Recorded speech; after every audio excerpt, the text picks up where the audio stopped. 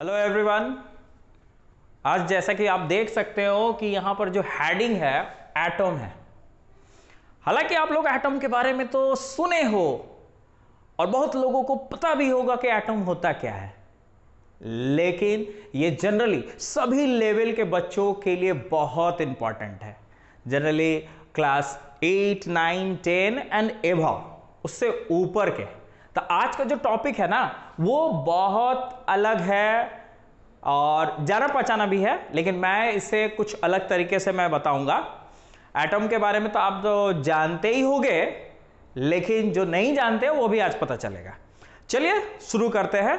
देखिए, यदि मान लीजिए दुनिया में जितनी भी वस्तुएं, दुनिया की जितनी भी वस्तुएं है ना, उसको आप छोटा करो, एकदम छोटा करो, टुकड़ा करो, जितना भी आप टुकड़ा कर सको, लास्ट में आपको कितना छोटा आप कर सकते हो, मतलब इतना छोटा करना है जो हमारे हाथों से तो छोटा करना पॉसिबल नहीं है ना। जैसे एक पेपर, यदि आप एक पेपर की बात करो, यदि हम एक पेपर लेते हैं ऐसे, इसको 4 टुकड़ों में बांटते हैं, फिर ये टुकड़ा को यदि हम ले ले, इसको 4 टुकड़ा में बांटे, फिर ये छोटा सा टुकड़ा को ले ले, इसको 4 टुकड़ा, ऐसे ही इस टुकड़ा को ले लो, इसे आप करो, ऐसे न जाने कितनी टुकड़े होंगे और लास्ट में फाइनली जाके एक छोटा सा डॉट हो जाएगा। तो मैं जो बात बोल रहा हूं ना कि इससे भी छोटा, इससे भी छोटा, यदि आप ये छोटा सा बिंदी देख पा रहे हो, तो ये बिंदी में यदि देखा जाए तो इसको भी आप टुकड़ा करो, कितने, इस बिंदु को भी आप लाखों टुकड़ा करोगे ना, तो वो एक छोटा सा टुकड़ा जो होगा वो एटम होगा। वो छोटा सा टुकड़ा क्या होगा? एटम होगा। ATOM, एटम होगा, है ना। उसी को हम लोग हिंदी में परमाणु कहते हैं। परमाणु, है ना।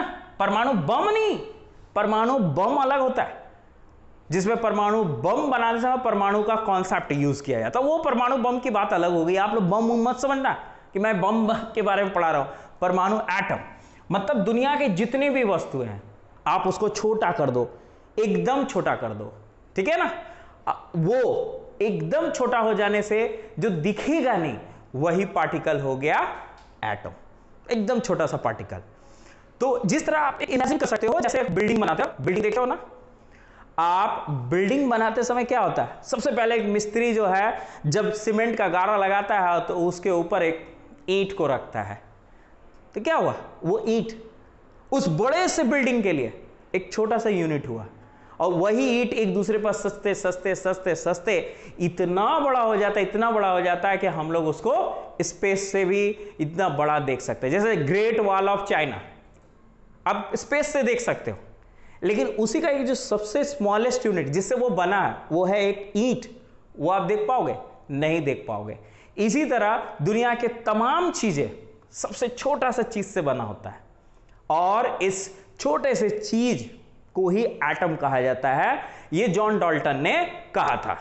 चलिए, अब इस एटम जो छोटा सा चीज दिखाई देता है वो जनरली होता कैसे है। देखिए, आप तस्वीर में जो देख पा रहे हो ना, ये ऐसे ऐसे, ये इस तरह से, ये एटम का स्ट्रक्चर है, एकदम इसी तरह होता है, जिसमें आप देख सकते हो कि ये ऑर्बिट है, ये ग्रीन कलर का जो आपको दिखाई दे रहा है ये ऑर्बिट है, और सेंटर ये इसका न्यूक्लियस है, आप देख सकते हो यहां न्यूक्लियस, और ये न्यूक्लियस के अंदर में भी कुछ पार्टिकल्स है। तो चलिए पहले हम आपको बता दें कि जनरली हम लोग स्टडी के लिए इस तरह से बनाते नहीं हैं। स्टडी करते समय हम लोग एटम को कुछ अलग शेप देते हैं। चलिए, एटम का जो शेप होता है ना, इसको मैं पहले इरेज कर देता हूं।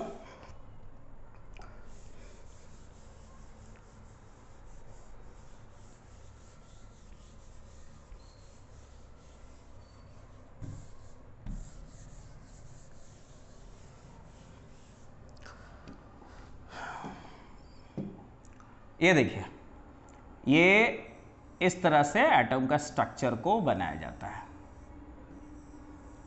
इस स्टडी की सुविधा के लिए। ऐसे ये सुविधा होता है समझने में।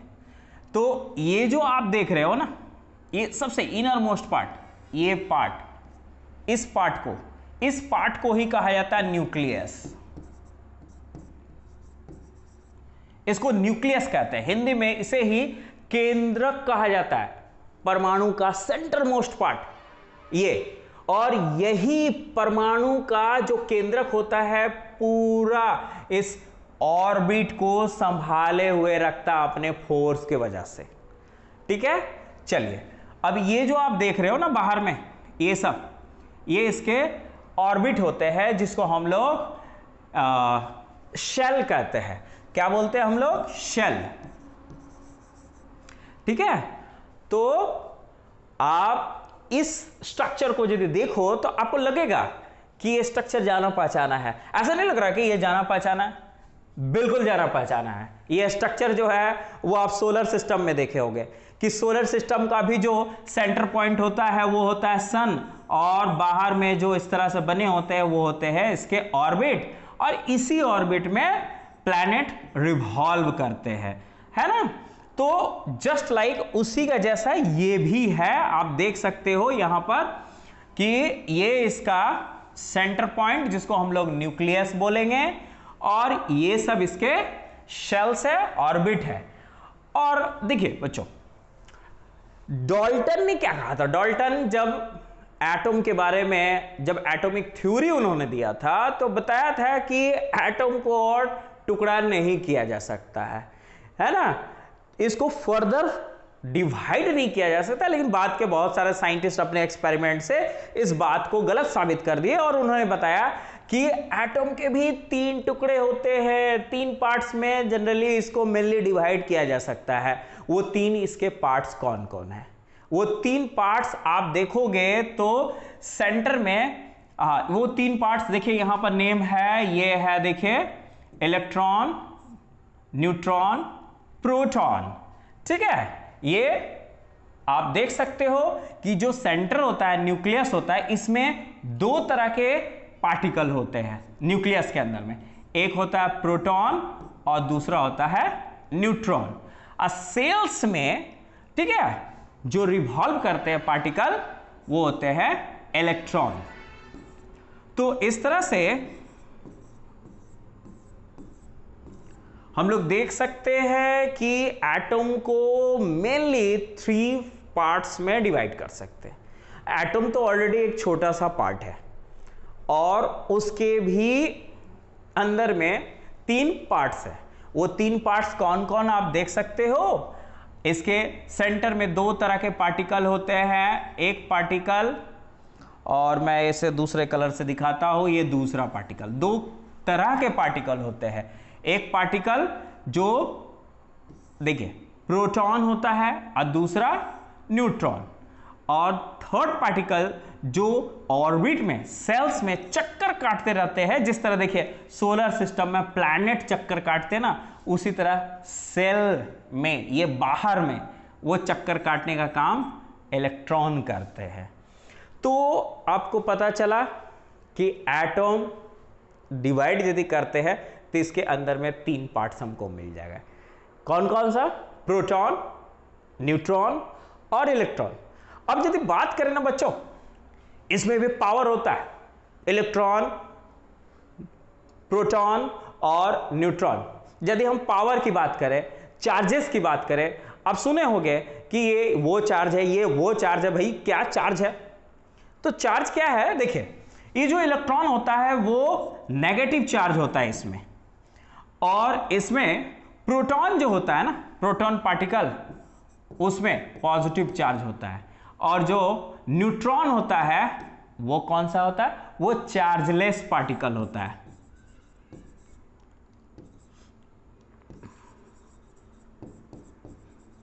Chargeless particle.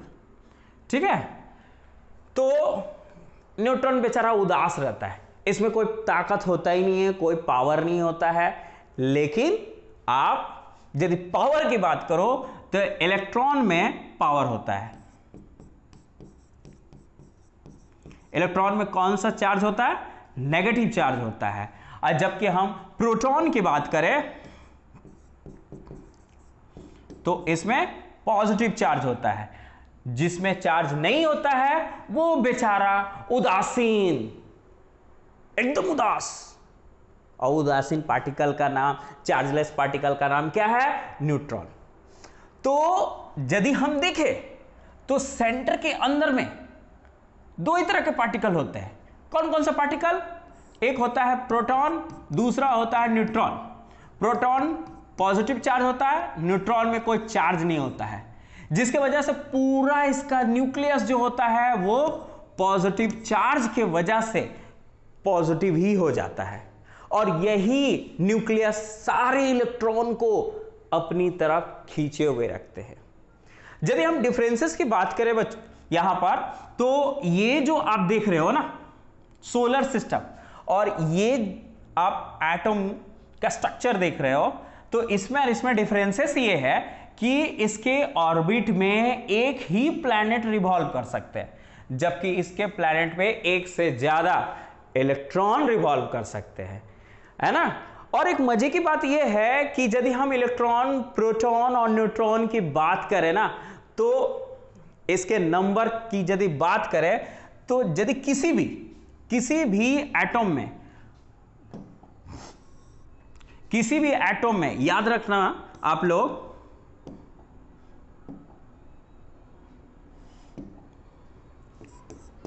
किसी भी एटम में नंबर ऑफ इलेक्ट्रॉन है ना ऑलवेज इक्वल होता है नंबर ऑफ प्रोटॉन का। इसका मतलब यह हुआ कि जितने इलेक्ट्रॉन होंगे उतने ही प्रोटॉन होंगे। मतलब सेंटर में मान लीजिए 12 प्रोटॉन है, तो ऑर्बिट में टोटल सब मिला के ऑर्बिट में है ना 12 ही इलेक्ट्रॉन होंगे। अब सवाल यह होता है कि किसी भी एटम में आखिर ऑर्बिट होते कितने हैं? तो इसे आप कुछ इस तरह समझ सकते हो। मान लीजिए आपके घर में जो फैमिली मेंबर है वो क्या है? फैमिली मेंबर यदि 5 रहे, तो आप 5 फैमिली मेंबर के लिए 2 कमरे का, 2 बेडरूम का आप एक बनाओगे, 2 से 3 बेडरूम का। 10 फैमिली मेंबर है तो बेडरूम ज्यादा बड़ा करना पड़ेगा। और यदि मान लीजिए घर में 2 ही मेंबर है तो बेचारा एक ही बेडरूम काफी है उसके लिए। इसका मतलब होता है नंबर ऑफ जो सेल होता है ना वो डिपेंड करता है नंबर ऑफ इलेक्ट्रॉन्स पर। नंबर ऑफ इलेक्ट्रॉन्स कम रहेगा तो सेल भी कम रहेगा, नंबर ऑफ इलेक्ट्रॉन्स ज्यादा रहेगा तो सेल भी ज्यादा होगा। किसी भी एटम में आप याद रखना बच्चों, किसी भी एटम में नंबर ऑफ सेल जो होता है मैक्सिमम सेल 7 से ज्यादा नहीं होता है, एकदम याद रखना आप। किसी भी, ये डिपेंड करता है नंबर ऑफ इलेक्ट्रॉन पर। तो हम लोगों ने क्या देखा कि किसी भी एटम में इलेक्ट्रॉन जितना रहता है उतना ही प्रोटॉन रहता है, ठीक है, ये हम लोग समझे। अब आते हैं यदि हम एक एटम की बात करें तो एटम का आप फिर से देखो, मैं एक एटम बना रहा हूं।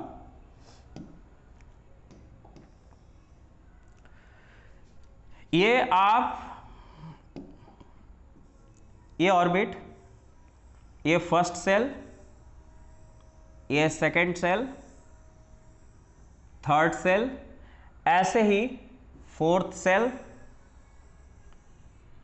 आप देख सकते हो। तो जो फर्स्ट सेल होता है ना बच्चों, सेल जो होता है वो फर्स्ट सेल का नाम के होता है, याद रखना। उसके बाद L, M, N, O, P, इसी तरह हम लोग नाम देते हैं।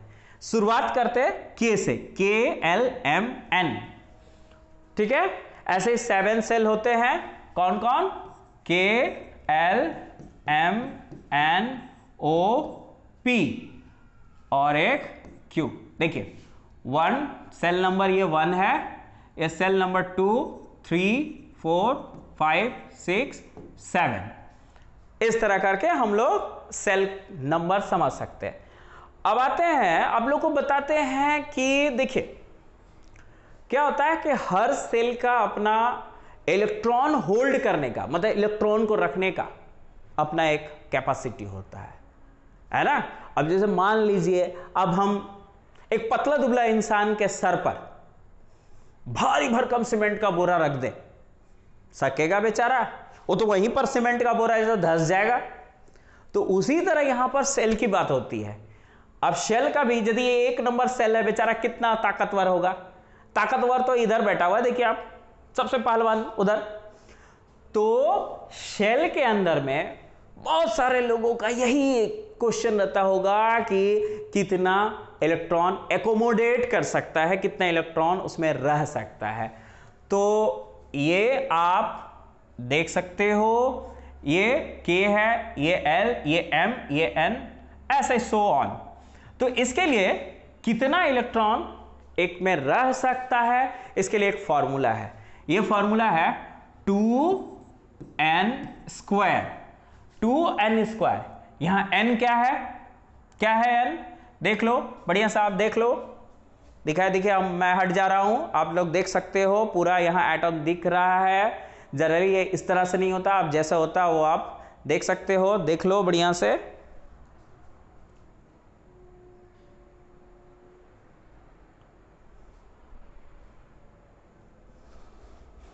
चलिए देख लिए, ये देखिए यहां n का मतलब होता है, देखिए ये शेल का नंबर।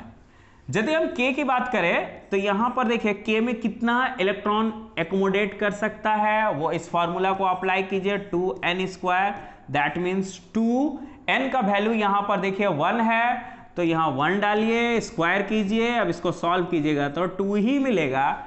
l की बात करें तो l में देखिए फिर से वही फॉर्मूला 2n स्क्वायर, 2 इंटू यहां n का वैल्यू आप देख सकते हो 2 है, 2 को पुट कीजिए, 2 का स्क्वायर 4, 4 2 जा 8। उसी तरह m की बात करें तो m जो है इसमें आप 2n स्क्वायर वही फॉर्मूला अप्लाई कीजिए, 2n का वैल्यू क्या है यहां पर, सॉरी m का वैल्यू 3। देखिए 3 का स्क्वायर क्या हो गया, 3 का स्क्वायर 9, 9 2 जा 18। मीन्स आप देख सकते हो कि फर्स्ट जो ऑर्बिट है इसमें 2 इलेक्ट्रॉन से ज्यादा नहीं रह सकता है, 2 इलेक्ट्रॉन से कम रह सकता है लेकिन उससे ज्यादा नहीं। वहीं दूसरी सेल की बात करें तो दूसरा सेल में 8 इलेक्ट्रॉन रह सकता है, 8 से ज्यादा नहीं, 8 से कम रह सकता है, 8 से ज्यादा नहीं। सेम ये कैपेसिटी है, कैपेसिटी का मतलब जितना दिख रहा है उससे कम रह सकता है लेकिन उससे ज्यादा नहीं। चलिए ये तो हम लोग कैपेसिटी की बात कर लिए कि इलेक्ट्रॉन कितना कितना रह सकता है। अब यदि बात करें कि किसी भी एटम में, याद रखना आप लोग, किसी भी एटम में जो बाहर वाला जो ऑर्बिट होता है, ये बाहर वाला, सबसे बाहर, ये बाहर वाला ऑर्बिट में 8 इलेक्ट्रॉन से ज्यादा नहीं हो सकता है। क्यों भाई, 8 इलेक्ट्रॉन में क्या है, देखिए जिस तरह हर इंसान का एक ख्वाहिश होता है ना, मैं बड़ा आदमी बनूं, उसी तरह इन लोग का भी, बेचारा लोग का ख्वाहिश होता है। इन लोगों का ख्वाहिश ऐसा है ना कि सबको चाहता है कि जिस तरह इनर्ट गैसेस होते हैं ना, हीलियम, ऑर्गन, ये सब इनर्ट गैस है। इनर्ट गैसों का खासियत क्या है, वो लोग बेचारा शांत रहता है, एकदम शांत, स्टेबल जिसको कहते हैं, एकदम शांत रहता है। क्यों? क्योंकि उन लोगों को जितना इलेक्ट्रॉन चाहिए अपने बाहर ऑर्बिट में उतना उन लोगों के पास रहता है, वो होता है 8 इलेक्ट्रॉन, है ना, हीलियम को छोड़कर।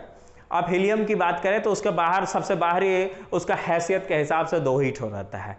लेकिन यदि हम बात करें बाकी सब इनर्ट गैसेस का तो वो 8 इलेक्ट्रॉन आउटर मोस्ट सेल में होता है, ठीक है ना। तो उसी इनर्ट गैस का जैसा जितने भी एटम है चाहते हैं कि हम भी इनर्ट गैस का जैसा शहंशाह बने, हम भी बाहर में अपना 8 इलेक्ट्रॉन कर ले। लेकिन 8 इलेक्ट्रॉन करेगा कहां से भाई, किसी से भीख मांगेगा या फिर किसी से ले लेगा, जो भीख देगा वही ले लेगा। तो इस तरह से हर एटम की जो बाहर वाला ऑर्बिट होता है, उस ऑर्बिट में वो लोग चाहता है कि 8 इलेक्ट्रॉन हम रखें। यदि कम है उसके पास, 1-2 इलेक्ट्रॉन घट गया तो वो चाहेगा कि हमको कोई देने वाला मिल जाए भाई, या फिर उसके पास एक्स्ट्रा है, बोझ बन के है, तो वो खोजेगा कि कोई मेरा एक्स्ट्रा वाला ले ले। तो ऐसे करते हैं ये लोग। तो इसी तरह आप लोग एक चीज याद रखना, अभी जैसा कि हम पहले ही पढ़ा दिए, किसी भी एटम में नंबर ऑफ इलेक्ट्रॉन जो होता है, number of electron always equal to number of proton. तो इसीलिए ये क्या करता है, जितना इलेक्ट्रॉन चार्जेस रहता है उतना प्रोटॉन चार्जेस रहता है, ये लोग दोनों आपस में मारपीट करते रहता है, लड़ाई करते रहता है, जिसकी वजह से ये लोग आपस में आपसी लड़ाई के वजह से पूरा एटम बेचारा उदासीन हो जाता है, न्यूट्रल हो जाता है, क्योंकि इन लोगों के पास पावर ही नहीं होता है ना। अब जैसे एक एग्जांपल के जरिए समझिए ना, मान लीजिए किसी भी एटम के अंदर में 10 प्रोटॉन है। कितने प्रोटॉन है? 10। और इलेक्ट्रॉन कितना है? 10। इसका मतलब हुआ कि ये देखिए, ये इलेक्ट्रॉन कितने हैं? 1 2 3 4 5 6 7 8 9 10। ये प्रोटॉन की बात करें तो ये भी 1 2 3 4 5 6 7 8 9 10। तो 10 इलेक्ट्रॉन यदि होता है किसी भी एटम में, तो उतना ही बेचारा प्रोटॉन भी न्यूक्लियस के अंदर में रखता है। और ये दोनों एक दूसरे के ऑपोजिट होने के वजह से बेचारा लोग अपने में ही आपसी मारपीट करते हैं। ये इसको डिफ्यूज करता है, ये इसको, इस तरह से क्या होता है कि सब एक दूसरे के चार्जेस को डिस्चार्ज कर देता है। जैसा होता है ना भाई बहन फाइटिंग, आपस में फाइट करते हैं, उसी तरह ये लोग फाइट करके रखते हैं, जिसके वजह से बेचारा ये जो पूरा एटम है वो एटम चार्जलेस, न्यूट्रल होता है। एटम में कोई चार्जेस नहीं होता है ना। हाँ, अब सवाल ये होता है कि एटम में चार्ज कब आता है? एटम में चार्ज कब आता है? चलिए उसको मैं बताऊंगा, लेकिन उसके पहले मैं आपको इसी number of electron, number of proton, number of neutron, इससे रिलेटेड एक डेफिनेशन, बहुत छोटा सा डेफिनेशन है, आप देखो। हम लोग अक्सर सुनते हैं यहां पर क्या होता है? Atomic number, ATOMIC, atomic number सुनते हैं, मास नंबर सुनते हैं। क्या होता है, किसको कहते हैं? सिंपल सा डेफिनेशन है, एकदम सिंपल सा होता है, लंबा बुक पढ़ने का जरूरत ही नहीं है। Atomic number that means number of electron और नंबर ऑफ प्रोटॉन। किसी भी एटम में जितना इलेक्ट्रॉन होता है उतना ही प्रोटॉन होता है ना। तो हम लोग डेफिनेशन में क्या होता है? The number of electron in an atom is called atomic number, है ना। मतलब किसी भी परमाणु के अंदर में जो इलेक्ट्रॉनों की संख्या होती है या प्रोटॉनों की संख्या होती है, वही उसकी परमाणु संख्या कहलाती है। क्या कहलाती है? परमाणु संख्या। अब देखिए, जैसे कोई एटम है, उसके पास 10 इलेक्ट्रॉन है, तो इसकी उस परमाणु का जो परमाणु संख्या होगा वो 10 होगा। तो ये समझ में आया परमाणु संख्या। अपनी भाषा में आप बोल सकते हो किसी भी एटम में जितना इलेक्ट्रॉन होता है या फिर जितना प्रोटॉन होता है वो उसकी परमाणु संख्या कहलाती है। अब ये क्या होता है भाई? Mass number. मास नंबर किसको बोलते हैं? अब देखिए, न्यूक्लियस के अंदर में क्या होता है? प्रोटॉन होता है, क्या और क्या होता है? एक न्यूट्रॉन होता है। अब इन दोनों का सम को, इसी सम को कहा जाता है मास नंबर। हिंदी में कहा जाए द्रव्यमान संख्या। तो इस तरह से किसी भी एटम का केंद्रक में, न्यूक्लियस में जितना प्रोटॉन होता है, जितना न्यूट्रॉन होता है, सबको आपस में जोड़ दो, सम कर दो, उसका योग कर दो, उसके योग को ही कहा जाता है मास नंबर। तो चलिए, आज 2 डेफिनेशन तो आप लोगों को समझ में आ गया। आज से कोई भी कंपटीशन लेवल में भी यदि आपको जरूरत पड़ेगा, देखिएगा जनरली आप इस तरह के नंबर्स देखे होंगे, ऐसे नंबर्स देखे होंगे।